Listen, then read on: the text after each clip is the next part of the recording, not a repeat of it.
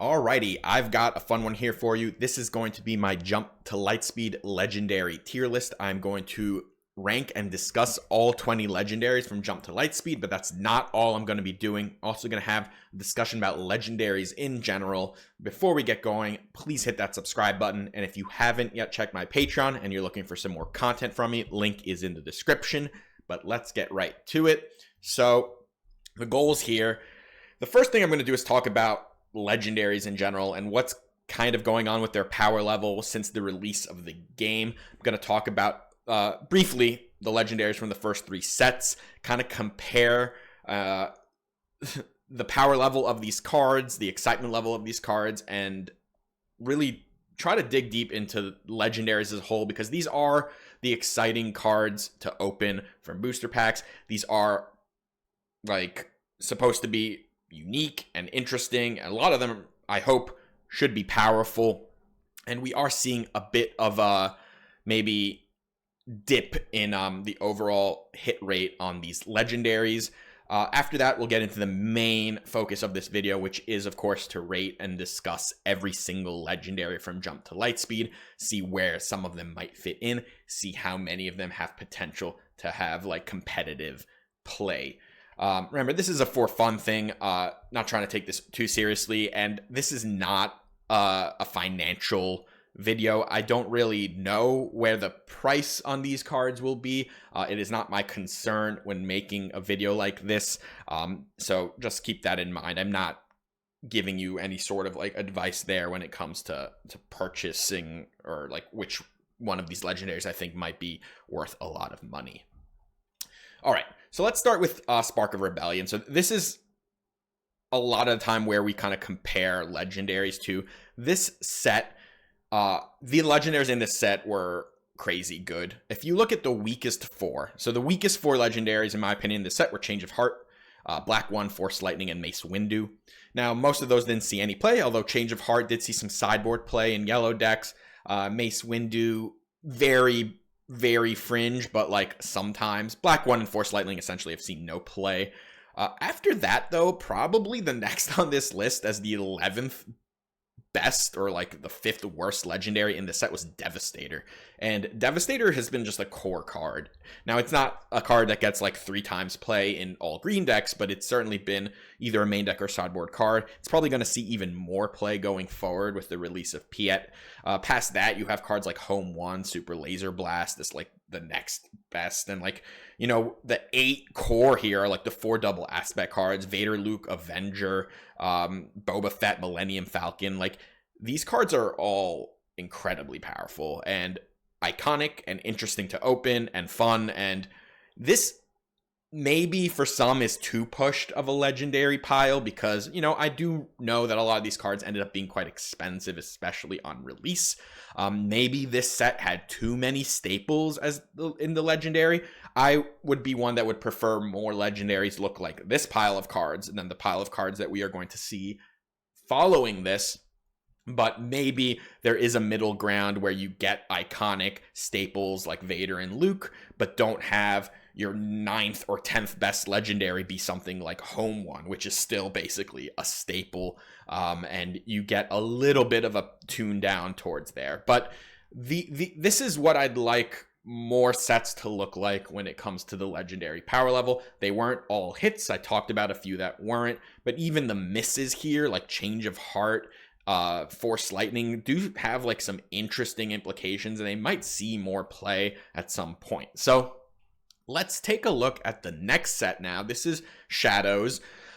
This one, probably the second best pile of legendaries we've seen, with the highlights being DJ number 1 by a mile, but that's mostly just because of his interaction with Han. I don't find that card particularly legendary or exciting, but it is on power, definitely number 1 on this list. But you do have a lot of hits here with like Poe, Snoke, Darksaber, even Kylo's Tie, although not mostly just a good card because it's a 3/2 space unit you can play on too. It's not like a great card, honestly. It could have just been not Kylo's Tie. It could have been any old tie. But those are probably the best legendaries. After that, you probably say Crate Dragon. Now, if you compare this pile to the previous one, The best legendaries here, other than DJ, would rank somewhere in the middle of the list in the previous set. And like a couple of these are just good because they're good in Sabine aggro, like Darksaber and Poe. They're not like widely applicable cards. Snoke being like the third or fourth best legendary in this set. He is not a staple. He is just a good card that has seen play in villain blue decks, and you know, like, he's a staple mostly in those decks, although at times I've even considered not running Snoke in every blue villain deck, just because when he's not good, he's very anemic.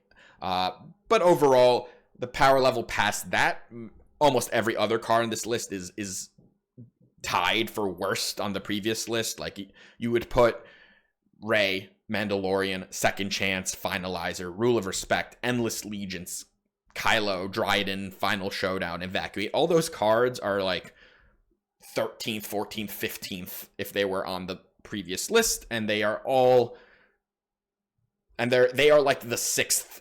Some of that, one of those is like the sixth best legendary in this set. So the power level definitely on the legendaries definitely came down, but this set still represented some staples, which is good. And I think having some exciting legendaries in the set was definitely a plus for it. There weren't that many, but not the end of the world here. I'd prefer, again, like I said, more power level. These are the chase cards. These are the exciting cards. If we're going to have legendaries, I'd hope more of them would be more powerful, because otherwise, why, right? Now let's look at Twilight. So the best legendary is probably Cad Bane, who's okay. He saw some play. After that, maybe I say it's now there are two of them, and mostly also just saw play with a Cad Bane deck in Cad Bane. After that, virtually none of these cards were playable. Like Ayala Sakura was just good in like an ECL Quinlan deck, which was not a particularly meta thing. Grievous I thought would be much better, but turns out that 4/4 stat line is just useful if you are the aggro deck, but Blue Villain had a very hard time being the aggro deck, and 4/4 can't kill 3/5s, and when all the aggro decks are playing 3/5s, he just wasn't pulling his weight. But he was okay. He's like the third best legendary in this set.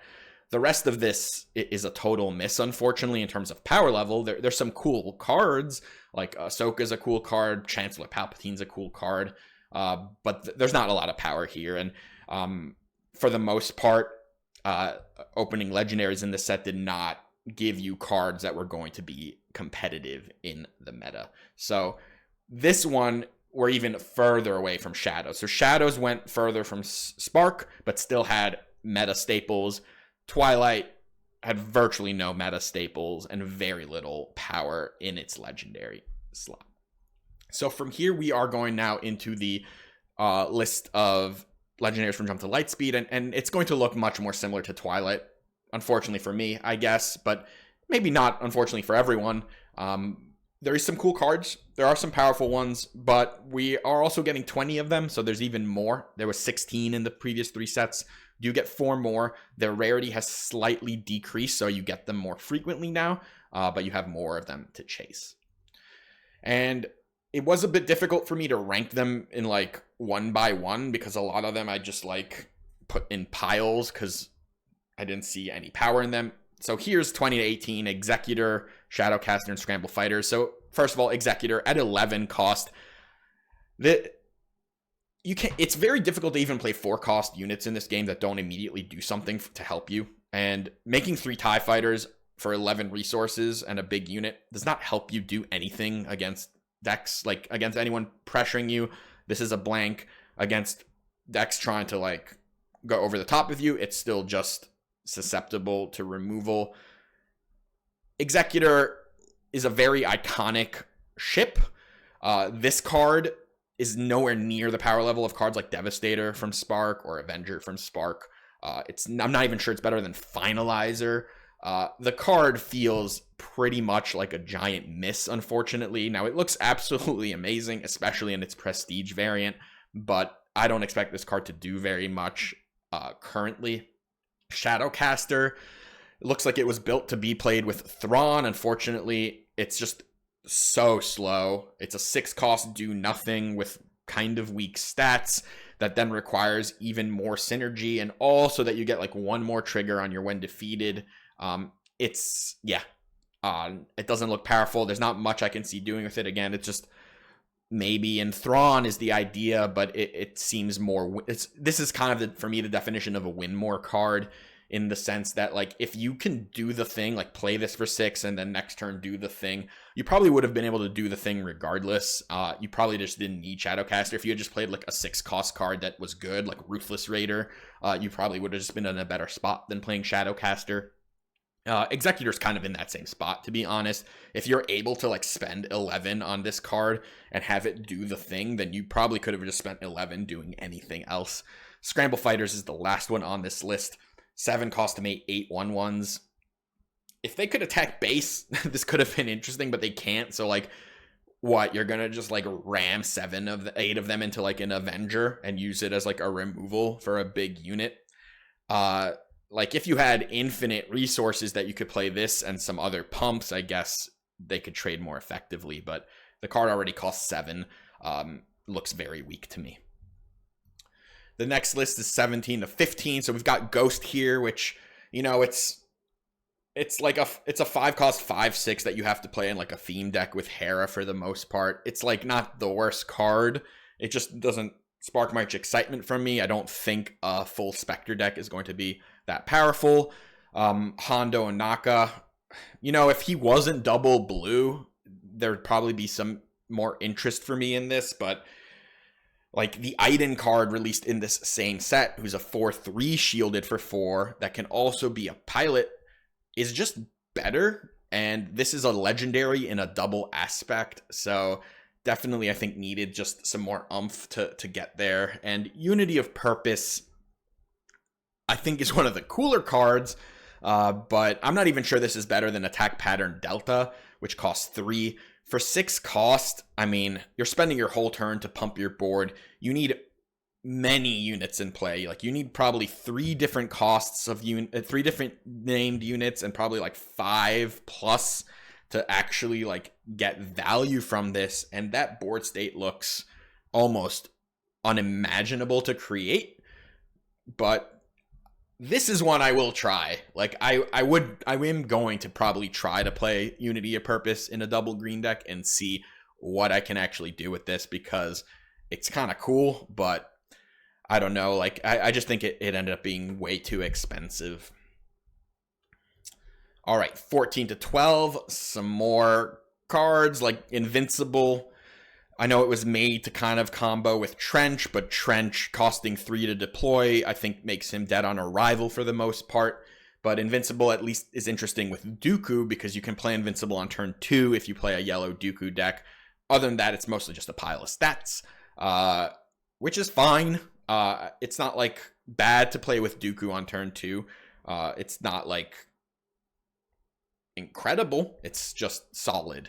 Darth Vader, I already compared another card to Iden. I'm going to compare this one to Iden too. Iden is just better.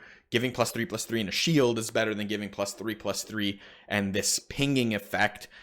He is a 6 cost 7/7 vanilla, which I guess in a way is similar to like the Kylo legendary from Shadows, where you just have like this giant 6 cost ambusher, although Kylo could ambush for 8, so he was a little better there. The fact that this is a split card, at least, that like it's either an upgrade or a big vanilla unit, is interesting, but I would have really liked Darth Vader to be more pushed than this. I don't think this card is going to see very much play. It's already very difficult to justify playing 3 cost upgrades.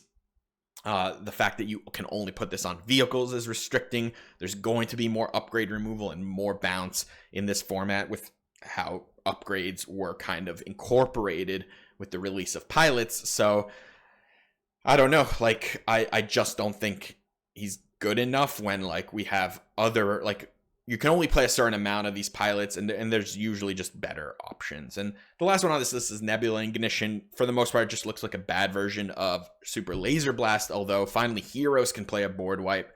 The issue here, of course, is not actually a board wipe, because if your opponent has any upgraded units, you can never play this, because you're just going to pay 9 and not kill everything. I think the idea here is that you want your own upgraded units and then play this, and you can kind of get a one-sided board wipe. And you know, that there might be something to build around there, and definitely would look at that angle. Like, we're using this not so much as like a board wipe in a control deck. We're actually using this as a board wipe in a mid-range deck whose units are upgraded.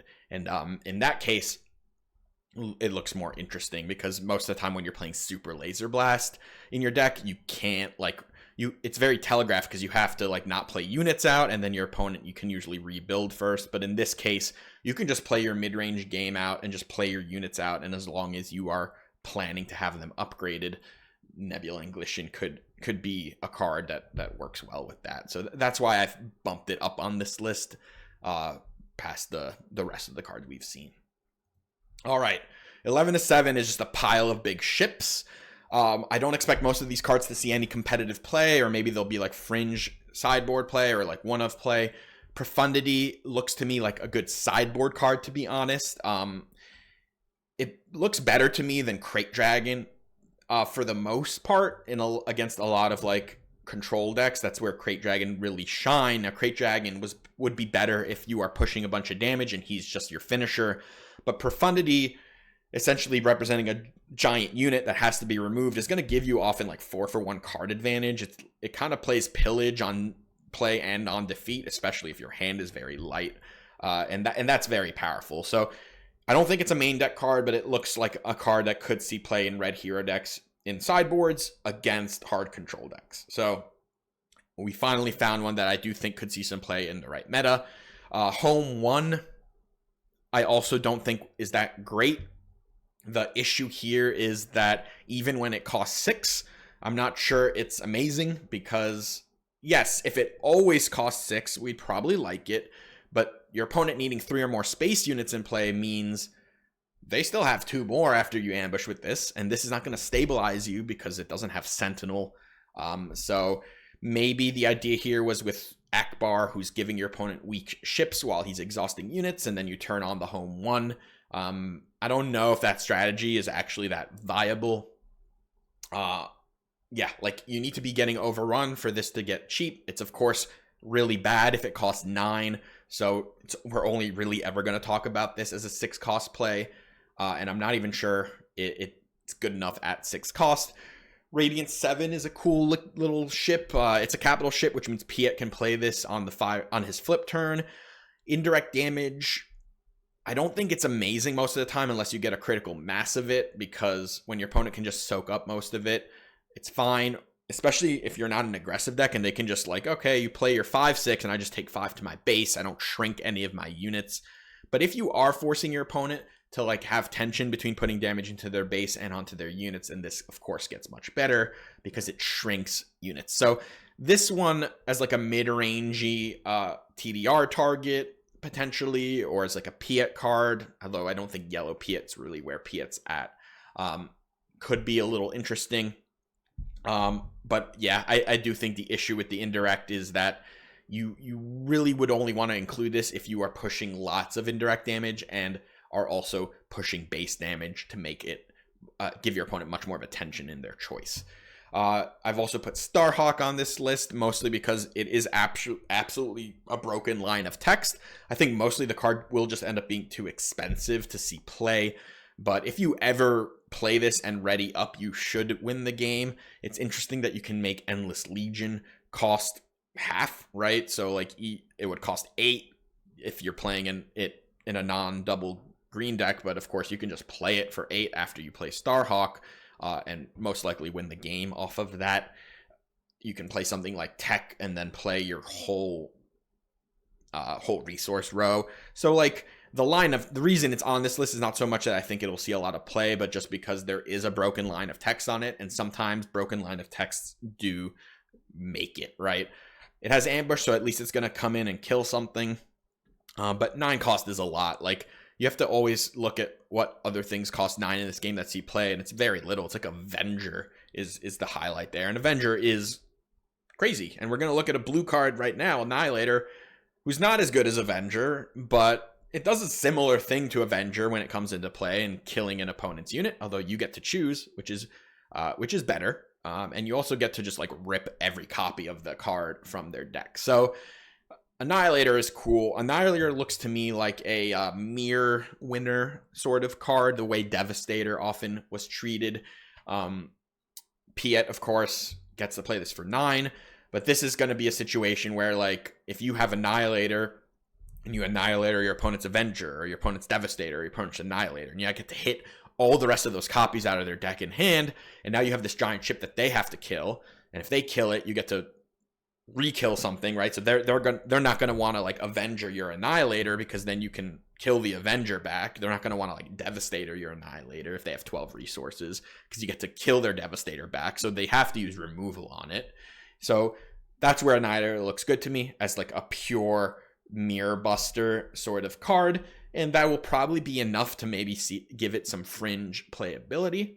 The card is also really cool looking, similar to Executor, especially because both those cards in Prestige are horizontal. So really nice touch to that card. It is, I think, much better than Executor as a card, and could see some light play as such. All right, from the rest on, we do have one per page. So at number 6, I put Death Star Plans, and this was a stretch, but honestly, I only put it at 6 because it has, similar to Starhawk, kind of a broken thing. I don't think this card is actually going to see very much play or be very good, but it can do something kind of broken because resource cheating is powerful, right? So you put it on one of your units, you can immediately then play one of your units for 2 less if they don't interact, which means you didn't actually like lose resources that turn, you just lost tempo. But you can like play this on a guy and then immediately play the guy you were going to play anyway that turn.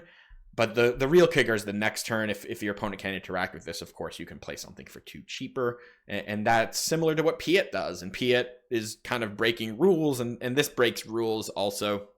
And that's why I put it here. I think in the end, it's going to be too much of a liability to ever actually play this, because if your opponent can interact with this and then take it, and then you end up in this mini game of who can take it. Or if your opponent just like bounces the unit you upgraded, you might just brick your whole turn. So there's a ton of downside built into this card, but at least it's doing something kind of legendary and potentially can do something busted. So it gets number 6. Number 5 is Turbo Laser Salvo. I've put it here mostly because I think it'll just be good with Piet. It's just more essentially copies of like Overwhelming Barrage. In some cases it'll be better. When you have like an actual big ship, it will just board wipe an entire arena. I don't think this will see wide range play. I think it will essentially be locked into capital ship Piet. Maybe it'll see some fringe play outside of that, but for the most part, I think because it costs 7, you're going to want a big ship out by then, and Piet's really the only one who can do that. So he can play like a big ship on the 6 resource turn and then salvo after. Most other decks will not be able to do that because the 6 resource ships they would be playing mostly have like 4 or 5 power, and you might want a bigger deal out of that. This being the 5th highest legendary, this probably would be like the 12th or 13th if you were talking, maybe even lower if we're talking like Spark of Rebellion. So seeing here the power level, although I do think there's a good chance this card sees some competitive play, it's not nearly as pushed as some of the legendaries we've seen in the first set. Next up is basically the exact same card, and maybe I have these flipped, like maybe Turbo Laser should be better, but Planetary Bombardment is another card that I think is mostly going to be good in a Piet deck. Of course, here with Piet Red, where you can play Devastator for 6 resources and then play Bombardment right after. I think Bombardment might see a little bit of play outside of Piet, though. Maybe in like a Boba deck that has a bunch of indirect damage. Maybe some other decks. But like I mentioned before with Radiant 7, I think indirect damage, unless you get a critical mass of it, is not going to be too easy to utilize well. And here, if it's only doing 8, I don't think it's great. If it's doing 12, it's good. But if the 12 is just getting soaked up and you're just kind of losing tempo that turn because you're not adding to the board, then you might be not that excited about it. But I guess I put it a little higher than Turbo Laser because I think it could see play outside of Piet potentially, even though that is really where I think it'll shine with a red Piet deck that does something like Devastator into Planetary Bombardment. So it gets the number 4 slot. Number 3, I've put Stolen AT Hauler. It's a 3 cost 4/5, and that's mostly why it's here. I don't think it's a card you can jam all the time into all decks. The when defeated is truly devastating sometimes, but don't forget that you can take it back. If they defeat it, then you defeat it. You do get it back, and you can make it less punishing if you play it with balance effects, because you can just put it back into your own hand. But essentially, it's also really, really good with Kazuda, because Kazuda can blank this effect. It's good in some other aggressive strategies that are going to be playing a bunch of other ships and are just trying to push as much damage as possible, because it is a very sturdy unit. So I do think this one can see some play, especially in Kazuda, but also in some other aggressive strategies, because, 4/5 for 3, that is powerful. It's also Underworld, could work with some synergies there. So a Stolen Anti-Hauler gets that 3 slot, and it's a solid card. At number 2, we've got the new legendary Han, and this one, I think I'm rating this high not because I think his power level's through the roof. I just expect him to see some play in a variety of archetypes. I don't think the card is incredible. I actually thought it was better when I first read it, but after getting some initial testing with it, it's been fine. It's solid. I think the fact that it can be a ground unit is really important to it, because the piloting is solid. It's just not a lot of pilots give these stats for 2 costs, so really you're in it for the resource, the action cheating, where you get to just immediately attack with it.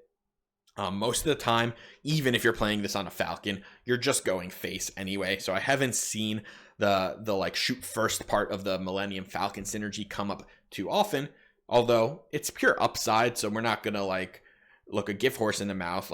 It will come up sometimes. So for the most part, I like the fact that it's a decent split card where you can ambush on the ground, pivot there if you need to, and otherwise you're basically just getting more pseudo pumps in your deck, more copies of ways to push damage. And Han is a solid card. He will likely see some play in a variety of different yellow aggressive strategies. So even though his power level is not astronomical, it's good enough, and it gets in the rank of 2 here, because as you see, most of the legendaries are not probably going to see competitive play, and Han at least likely will.